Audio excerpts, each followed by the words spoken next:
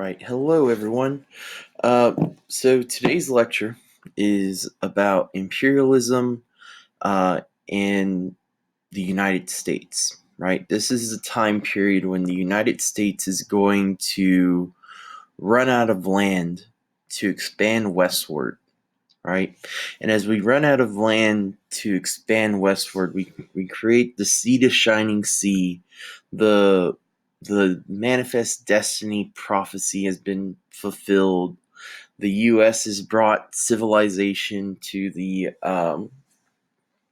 country, right? That they're looking to form, and there's still this desire in American society to expand even further, right? And it really goes against the Monroe Doctrine of the 1820s for the U.S. to expand outside of the Western Hemisphere, right? The Monroe Doctrine doesn't really say anything about going south, right? It doesn't say about anything about going to the Caribbean or Latin and South America. But it does say something about going to the east, right? And that we're going to stay out of there. And we're going to see that the U.S. is going to start expanding its claims, expanding its territories. Um, and some of it's going to go against the Monroe Doctrine that we've been following for, at this point in time, over 80 years. So let's get into this. So imperialism is like colonization, right? Stronger nations controlling weaker nations. The only difference is that instead of establishing colonies, right? Like these European nations are doing this in Africa before the U.S. gets involved. They're doing this in Africa and Asia. Um, but instead of sending colonists to go and colonize and to stay and create permanent settlements, what they're doing is they're sending a few people, right? They're conquering these nations along the way. And what they're setting up really is a control in which they can get the natural resources, right? But not have to fully colonize these places, right? They're going to leave people behind um, to set up this imperial government for them. But it's not like what we saw in the Americas in the 1600s, 1700s, 1800s, right? It's very different from that. And that's the main difference between like imperialism and colonization. They're very similar, but in one you're trying to gain the land. No one's trying to gain the land, right? They just want the resources from the land. And so there's three factors that are going to account for why the US is going to lean towards this imperialistic nature and join the game, right? And the first one is to compete with Europe, right? To be the superpower in the world, right? Prestige. The second one is the need for new markets, right? And a need for naval bases. And so we'll start seeing that as we're growing as a nation, right, and we're trading more and more, it would be nice to have stepping stones to get to Asia, which we don't have before the Spanish American War. It would be nice to have naval bases, right, in different areas just in case of attack. The third reason um, is called the white man's burden, right? And it's the idea that Americans and white people have this God-given message again that they need to go out there and they need to spread Christianity and they need to spread civilization to the world, because if they don't live like you, They are savages, and their society just needs, um, well, it needs the white man's way, right? And so those are the three reasons for why the U.S. is going to start down this imperialistic path. Um, and you can see here the white man's burden, right? This cartoon here, and you got Uncle Sam. You've got European nations in the back. You got Germany here, and then you can see, right? You can see these people carrying these American and European leaders. And so this cartoon is really a criticism of the white man's burden, right? It's saying that these people are saying they're bringing civilization when in fact they're taking advantage of the hard work that is being put in by the natives to whichever area they are attacking and trying to imperialize. Factors against imperialism. Yes, there's factors against imperialism. Some people were against it. There's already enough to do at home.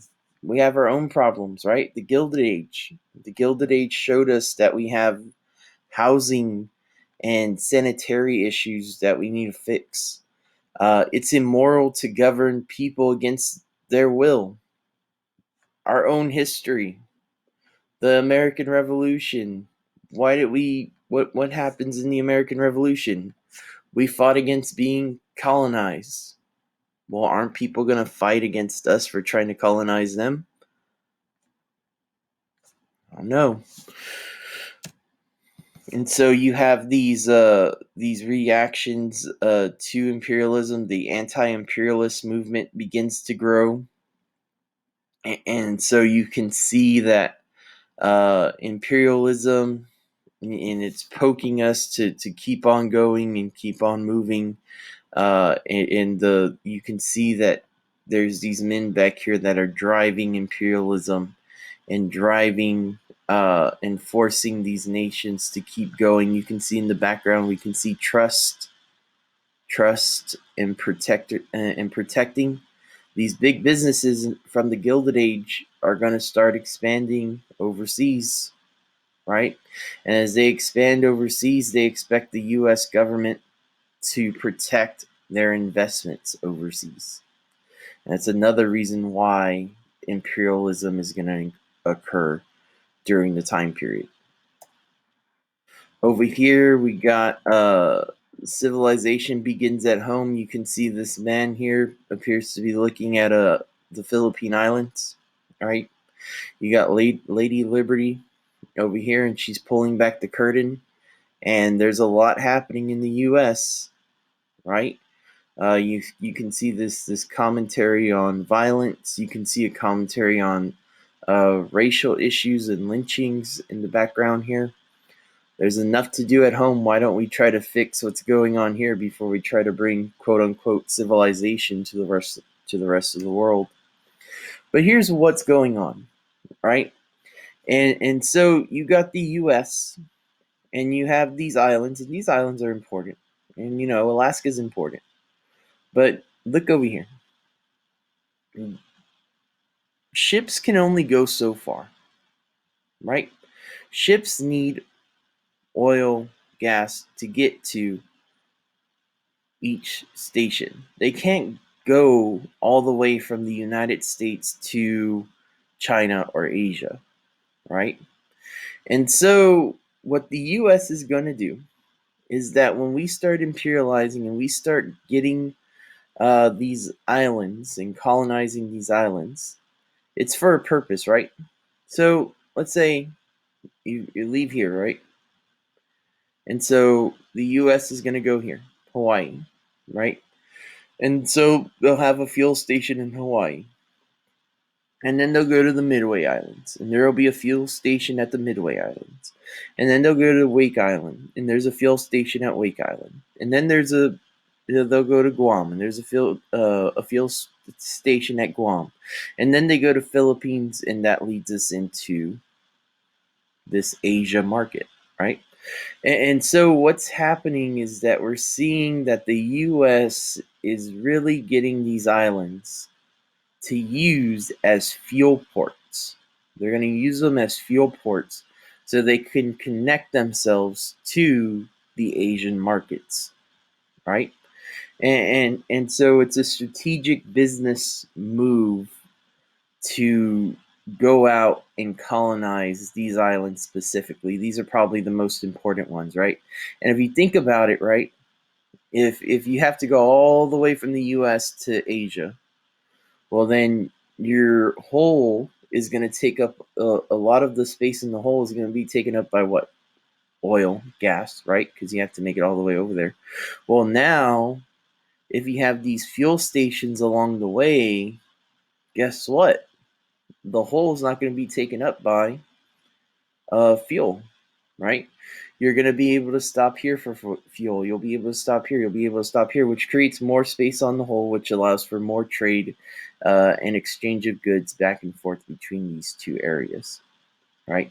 That's why we get these islands here. The first colony that we get is Alaska. Alaska is purchased from Russia for $7.2 million by William Seward. And in Alaska, there's a little town called Seward, Alaska now. And so it becomes the 49th state in 1959. It's kind of just there for a while. And then we discover that gold and oil are within Alaska's natural resources, and it turns out to be a great buy for the United States, right? In 1898, there's the Dole plantations, right? And the Dole plantations, the American settlers are going to go to Hawaii. The Doles, in particular, are one of the big ones, and they start these sugar pineapple plantations. And so Hawaii's governed by a queen during that time period, and so the queen, Lily Uokalani, I think that's the way you say that. Don't quote me on it. She's going to try to stop the American influence and growth in Hawaii, right? She wants her country, her nation, right, to have control of their economy. And I mean, I think as Americans, we want to have control of our economy. So you could see where she's coming from. In 1893, the Queen's going to be overthrown by U.S. foreign interests. In 1898, the U.S. will annex the Hawaiian Islands as a colony. And in 1959, Hawaii becomes the 50th state in U.S. history. And so I mentioned the Dole plantation, the Dole Company, and the Dole Company plays a major role in the colonization process of Hawaii. Dole takes advantage of the Hawaiian resources and land, and they really push the U.S. government. This company pushes the U.S. government to go over there and overthrow the Queen. They push the U.S. to declare that Hawaii is a colony. Right? They push the U.S. Into protecting their economic interests, despite the poor outcomes that it had for the native Hawaiians. In Samoa, Samoa is another territory that we're going to go to. Again, it's like what I said. It's that refueling rest stop. But instead of worrying about going to Asia, it's the one to go to Australia, right? And so the U.S. promised to protect Samoa from European control when they arrive in 1899, and eventually Samoa is going to be overtaken by Germany. Um, and the U.S. is like kind of there, like, sorry, there's nothing we can do. I guess you're going to be ruled by two of us now. Uh, and so the U.S. couldn't keep its promise there. All right, Spanish American War, 1898. 1898, let me tell you what's going on. In 1898, you have this desire in U.S. society by a large group of men to go to war. I know. They feel that they need a war to become men. And here's the thing, from 1865 to 1898, there's not much war going on in terms of the U.S. being involved in anything, right? And so it's been 33 years since the last war. And so there's a significant portion of the U.S. population that wants this.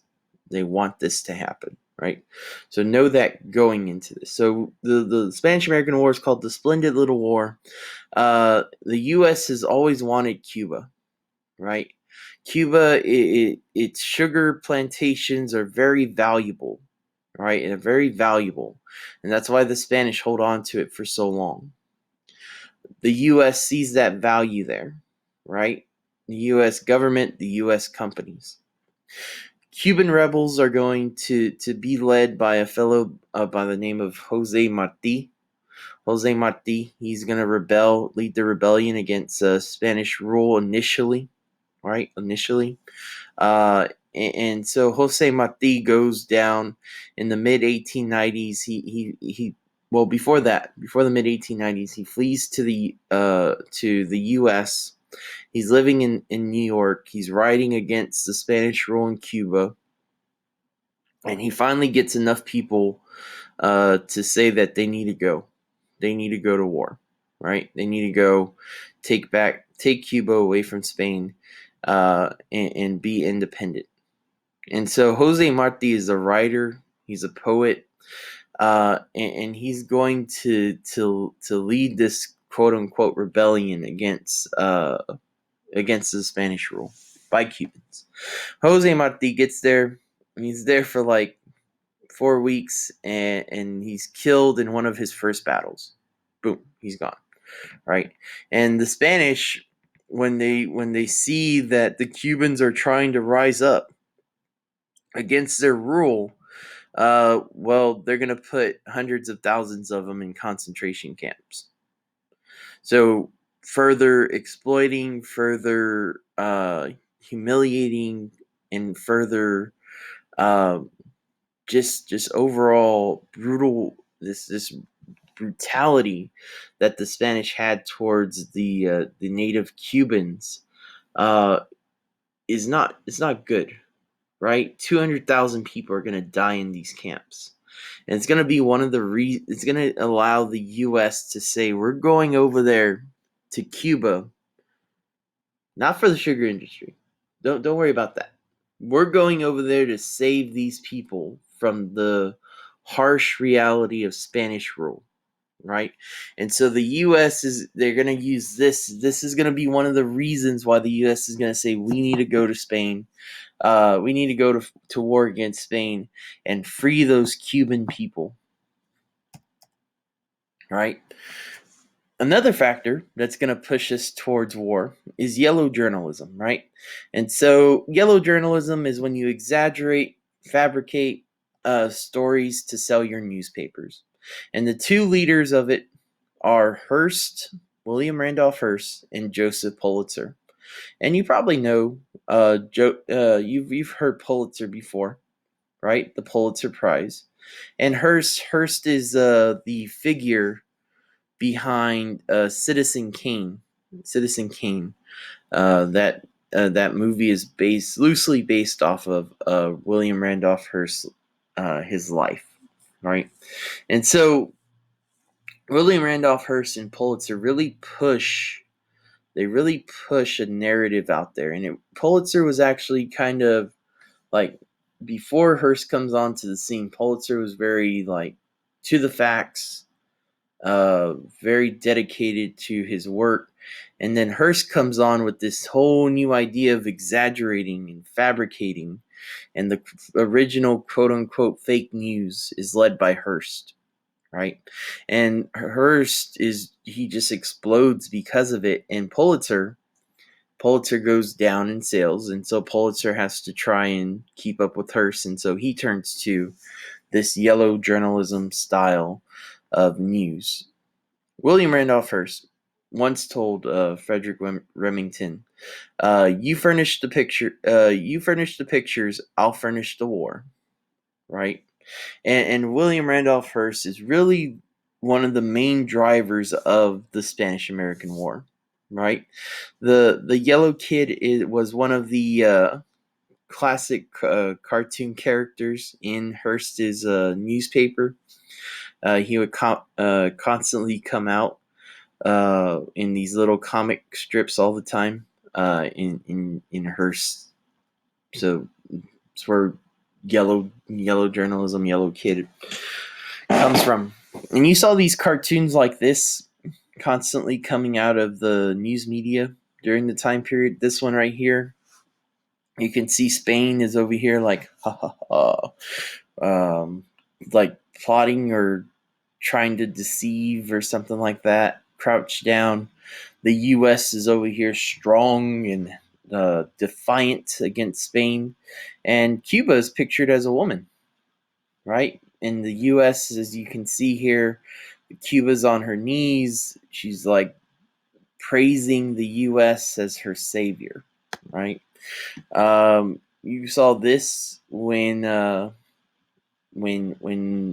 Cuba was being brutally ruled by Spain. You saw cartoons like this coming out of the U.S. newspapers. The duty of the cook to save her not only from Spain but from a worse fate.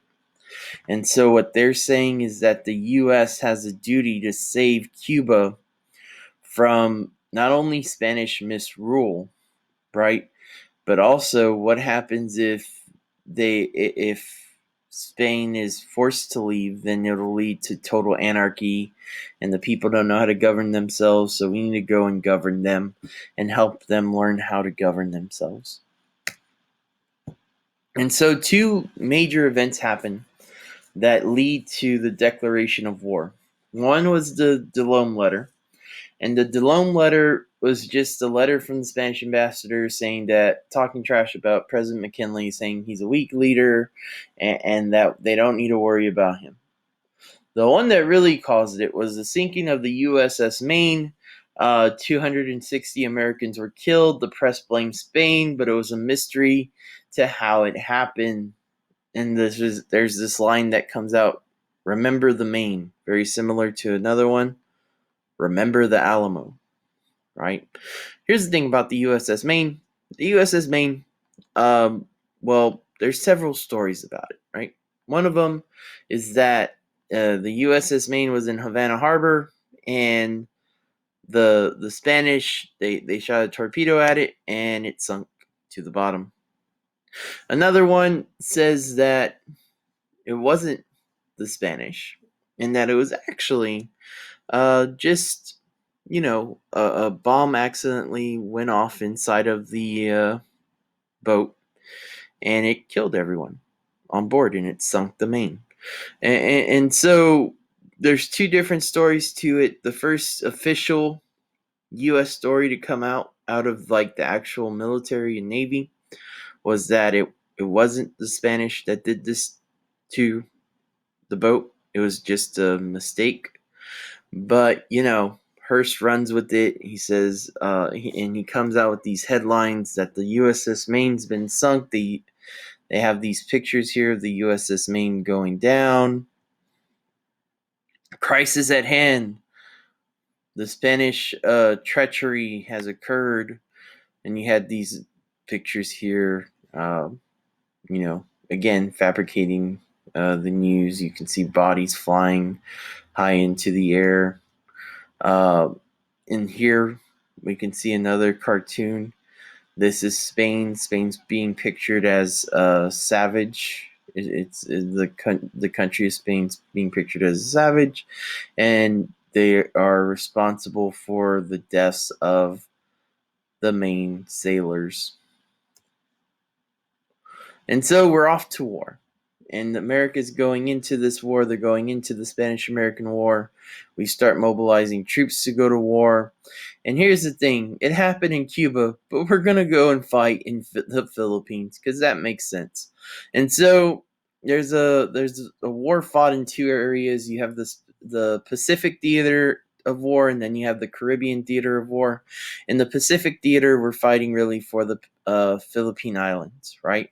And so the Filipino rebels are going to be led by Emilio Aguinaldo, who's going to help the U.S. capture Manila and win the Philippines. And so you have the Battle of at Manila Bay is a U.S. victory against the Spanish. The U.S. destroys the Spanish fleet at Manila Bay, and Dewey was the leader of the U.S. fleet, smashing the Spanish. And then we have the Caribbean theater of war. But really quick, Emilio is going to regret his decision after he helps the U.S. because he realizes the U.S. is just more of an imperialistic nation. He'll actually try to lead a rebellion against the U.S. that'll be very unsuccessful. But just a side note there on what's going on in the Philippines. In the Caribbean theater of war, we're going to see the fighting. The majority of it is going to be in Cuba, and so it's more difficult to capture than the Philippines, right? And it really shows how the U.S. is not ready for war. The U.S. does not have a standing army during this time period, right? The U.S. doesn't have a standing army until after World War One, right? And so basically, you got a bunch of young kids and a bunch of 30-year-old guys who want to go and fight in a war, but have never been in a war and have never been trained for a war, right? And so they don't know what they're really getting into. There's a lot of disease in Cuba that the Americans aren't prepared for, and so it's kind of a travesty for what happens. But 5,000 Americans are gonna die from disease. 5,400 are gonna die total. 5,000 die from disease. 400 die in combat. Right, and so it's a really quick victory for the U.S. They set up a naval blockade around the major city of Santiago, where the Spanish are trying to get through, and they can't get through, and the U.S. Is able to destroy the Spanish fleet early on. The Spanish own Cuba and Puerto Rico in this area, and so the U.S. just surrounds the island of Cuba, and they're able to win fairly easily. The hardest fighting was at the Battle of San Juan Hill, and the attack. They attacked Teddy, good old Teddy Roosevelt. Yes, the future president Teddy Roosevelt was off fighting in war. He led his group, the Rough Riders. They were formed in in here in Texas, San Antonio. He goes from Texas to Oklahoma to the Indian Territories, gathering men. And once he gathers enough men, they gather all in San Antonio. They're called the Rough Riders. He leads them in the Battle of San Juan Hill. What happens in the Battle of San Juan Hill is that Teddy gets trapped. All right, it's a trap, and he's stuck between these two hills, and the two hills on the other side over here there's a hill, and this side there's a hill. Teddy is the leader, and within the first 20 minutes of battle, I know you can't see it here, but 200 men die. 200 men die in the first 20 minutes because Spain has the high ground. Anakin, I have the high ground. And so what's going to happen here is that the Spanish are able to easily pick off the U.S. troops, right? And so Teddy's seeing his men die. He's seeing that his men are scared. They're not ready for something like this. And so what Teddy does is he looks at his men and he raises up his sword and he tells them, "We're going to charge the hill. And if anyone turns around, I'll shoot you." And boom, they go up the hill and they're able to charge the hill and they're able to take over and take away the position of the Spanish forces, and they're able to drive the Spanish out, and they put the Spanish in full retreat. Right. Part of the forces helping the Rough Riders that day were the Ninth Cavalry. Right. This cavalry was made up of African Americans. African Americans are fighting for in the military now, even though the military during, well, all the way until after World War II, the military will be segregated, and so there will be white and black cavalries, or uh, later on when we get to World War I, World War II, there'll be different different battalions and groups, and so it's not until Harry Truman desegregates the armed forces, after most of the fighting is done, that we start seeing the first. Well, after that, we see desegregated forces, but until then, they were all segregated. And again, some more pictures here: Buffalo soldiers that helped fight that day at San Juan Hill. Here's Teddy Roosevelt and his Rough Riders. Again, we've won, right? And here's the real image of what people had in their mind when it came to the white man's burden. And so you have this strong man here, and he has the U.S., so he's representing the U.S. The schoolhouse is up top, right? And you can see how people viewed the natives of this land, despite knowing that there were people like Jose Marti that came out of it, that were intellectual, knew what they were talking about, knew what they wanted. You see them paint these native people as savages, as uncivilized, as caricatures. In Puerto Rico, the U.S. invades, but there's very little resistance there, and so there's not much fighting going on in Puerto Rico. The war ends in August 12th, 1898. The Treaty of Paris is signed between the U.S. and Spain, and it gives the U.S. control of Cuba, Puerto Rico, Guam, and the Philippine Islands. And now the U.S. is inching and moving closer to being known as a world power, right? That was the goal of the Spanish-American War, was to launch us into the conversation of being a world power. And so we have our colonial power. In 1900, Cuba's going to adopt the Constitution, right? The U.S. isn't going to they're not going to tell Cuba, come on home, we're going to add you as a state. No. We're going to tell them that, okay, y'all can be independent, but, hear me out, but you have to add this thing called the Platt Amendment. And within the Platt Amendment, it's going to say that the U.S. has the right to intervene in Cuban affairs to protect American business interests, and that Cuba has to give the U.S. harbors for their navy. Right? 1902, Cuba officially becomes independent, but they remain a U.S. protectorate. The U.S. is very close during this time period to making Cuba a state. But in Congress, there's an argument. And it's the same argument that was made back when the U.S. had the chance to annex all of Mexico.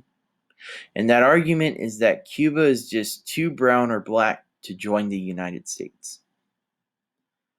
They're just too brown, too black to join the United States.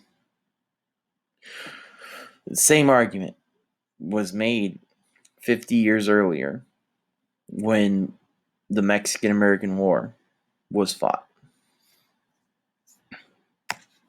Continuity. Puerto Rico is going to pass the Four-Acre Act, In 1900, it's going to end the military rule. It's going to set up a civil government, but they're going to remain under American possession, right? And in 1917, the U.S.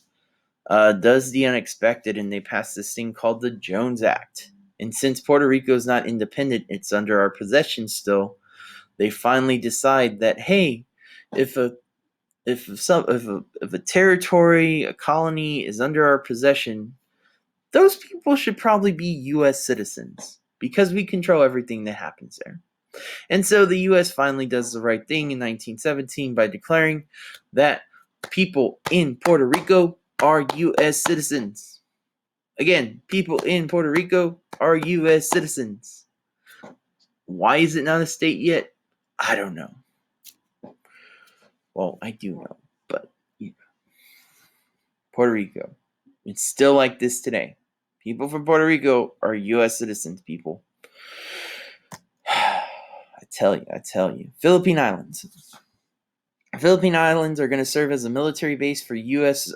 Businesses in the military. Base for U.S. business in the military. And it's going to protect our interests in the Asian Pacific region. Like I said, Emilio, he feels betrayed by the U.S., right? He thought, oh, the U.S. is going to come over here and free us. No, not so much, buddy. And so, like I said, he'll lead a rebellion. It lasts 3 years against the U.S., but it'll eventually fail, and he'll be exiled. Um, he'll be exiled on out. And so, guerrilla warfare erupts. And both sides are going to commit atrocities and torture, and it's finally ending in 1902 with the capture of Aguinaldo. And the U.S. doesn't give the Philippine Islands their independence until after World War II in 1946. But yes, you can see that there's these kids that are being killed by the U.S. side, and it's being shown to U.S. readers of the news. Again, these mass burial sites, atrocities being committed, very sad situation. What happens that happens in the Philippines, but the U.S. is now an imperial power. In the span of a year, we've got Hawaii, we've got the Wake Island, Guam, Johnston Island, Palmyra Island, Samoa, Philippines, Puerto Rico, and heck, we even control what happens in Cuba. Right? Midway Island happened before in 1867. Alaska happened before in the 1850s. And so, the US, they're just looking, what do we want to take, right? This guy's the waiter. The waiter is McKinley, President McKinley, and the US is looking at it like, what do I want to eat from my imperialism diet? And well, it's gonna have 3 out of the 4 of these. Cuba, it's gonna control. It's gonna have Cuba for dessert, right? And now we got what role does the U.S. play? Uncle Sam's here. Uncle Sam representing the U.S. And oh, look, there's these little babies. The Philippines, Puerto Rico, Cuba, Hawaii. And so the U.S. plays the role of parent, right? It plays the role of civilizer. And look at this. Look at this. Look, he's not going to let go now. Look at Uncle Sam. He's got control from the Philippines to the island of Puerto Rico. China, what's going on in China during this time period? Foreign nations control areas of China known as spheres of influence. spheres of influence. The U.S. proposes that China should have an open door policy where all nations should have equal trading rights in China, and that would allow increased trade interest for the United States. Again, trade treaty with China. You have all of the European countries here not very happy with that, and they're trying to cut up their pieces of China. And the U.S. is entering. As you can see, no one's very pleased with what the U.S. Ideal is here. Again, you have all these people at the table that are not Chinese talking about how they should carve up China. And so America's becoming this world power. Teddy Roosevelt showed the world that the U.S. has become a world power. As we get into Teddy Roosevelt's presidency, what we'll see is that Teddy Roosevelt has a saying, and that saying is speak soft, carry a big stick. And so the big stick for the United States under Teddy Roosevelt is building up the U.S. fleet, and that U.S. fleet is built up under Teddy. And in 1907, he's going to send that fleet around the world to show them just how bad we are. Just how big and bad we are. And so here's the path that the fleet would take. One of my favorite cartoons here. Again, going around the Caribbean, going around Latin America, Central America, showing off our fleet. Hey, we're debt collectors. We're the sheriff. All right? We're going to control this area with our forces. And so I'm going to end it here for today, because that's the important stuff that y'all need to know. If anyone has any questions, let me know. And that's it.